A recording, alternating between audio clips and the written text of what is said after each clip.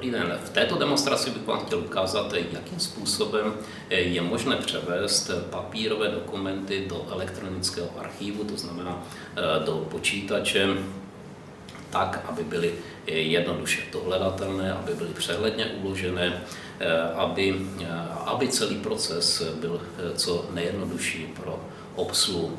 My k tomu využijeme, jak tady vidíte, skeneru, využijeme tady tiskárny čárových kódů. Těch způsobů je několika, takže bychom tady prošli některé z nich. Takže pojďme se na to podívat. Takže tady v počítači máme aplikaci, která slouží pro uchování dokumentů v elektronické podobě. Vidíme, že ji můžeme mít rozdělenou podle různých škatulek, například tady vidíme taková kritéria jako výroba, kvalita, HR, expedice, finance a tak dále. A ještě potom v každé z těch oblastí můžeme nalézt rozdělení podle jednotlivých typů, druhů dokumentů. Takže vlastně do těchto míst my se budeme snažit dostat ty papírové dokumenty, které vidíte tady. Takže prvním způsobem, který je možné takto využít, je způsob, kdy dokument zavedeme nejdříve do našeho systému, to znamená tady kliknutí na tlačítko Nový dokument, my popíšeme informace z toho daného dokumentu, třeba tady použijeme číslo toho dokumentu a necháme vytisknout štítek s čárovým kódem. Tento štítek s čárovým kódem nalepíme na daný dokument. Takže máme nalepený a máme ho připravený pro to, abychom ho dostali do skeneru. Takto můžeme zpracovat celou řadu dokumentů, nalepit na ně jednotlivé štítky a mít je připravené pro následné skenování. Takže následně vezmeme a dáme ty dokumenty, které obsahují každý štítek, do skeneru.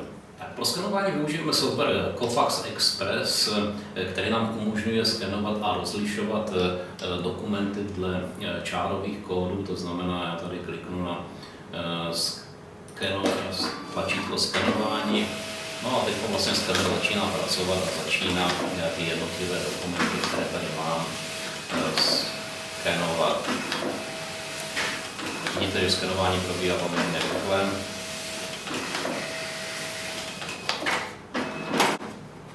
A už mám vlastně dokumenty v tom skeneru, no a teď je potřeba vlastně se podívat, zdali systém rozpoznal ty jednotlivé čárové kódy, ty uvidíme zde, že jsou rozpoznané, takže vlastně projedeme všechny ty dokumenty, zdali jsou rozpoznané, ano, byly rozpoznané, takže teď nám nezbývá nic jiného, než vyexportovat ty dokumenty na disk, takže teď momentálně mám dokumenty vyexportované na disku.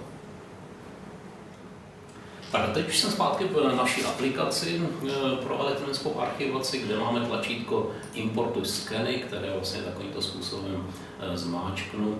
No a teď ty skeny veškeré, které jsem tam měl, které byly rozpoznané, tak jsou importovány do systému a jsou importovány do těch dokumentů, do těch košilek dokumentů, které jsme už tam do toho systému přidali. Takže když si otevírám ten dokument, tak tady vidíte, to je ten naskenovaný dokument.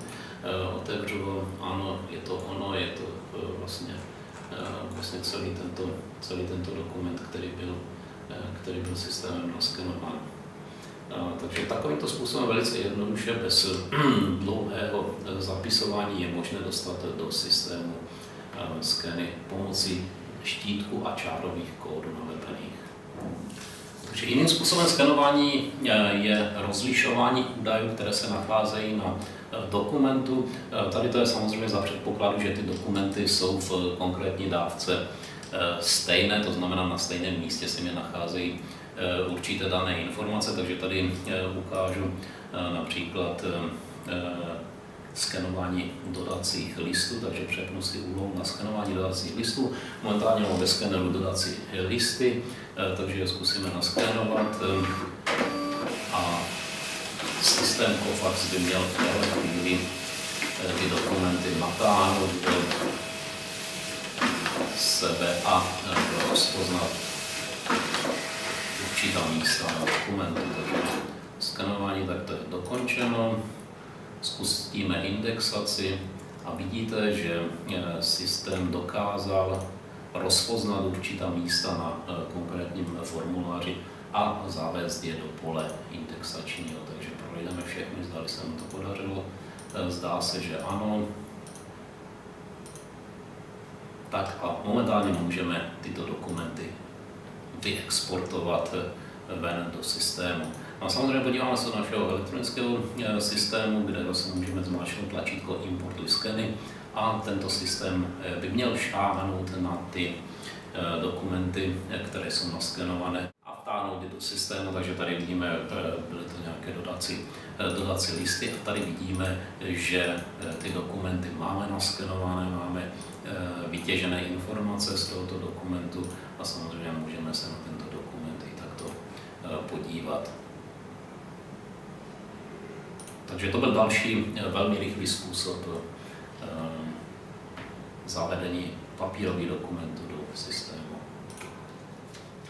Takže v těchto dvou ukázkách jsme si ukázali, jakým způsobem je možné dostávat ty papírové dokumenty do elektronického archivu. Je to velmi rychlý způsob a dá se takto zpracovat poměrně velké množství dokumentů a mít je uchováno tím pádem elektronicky.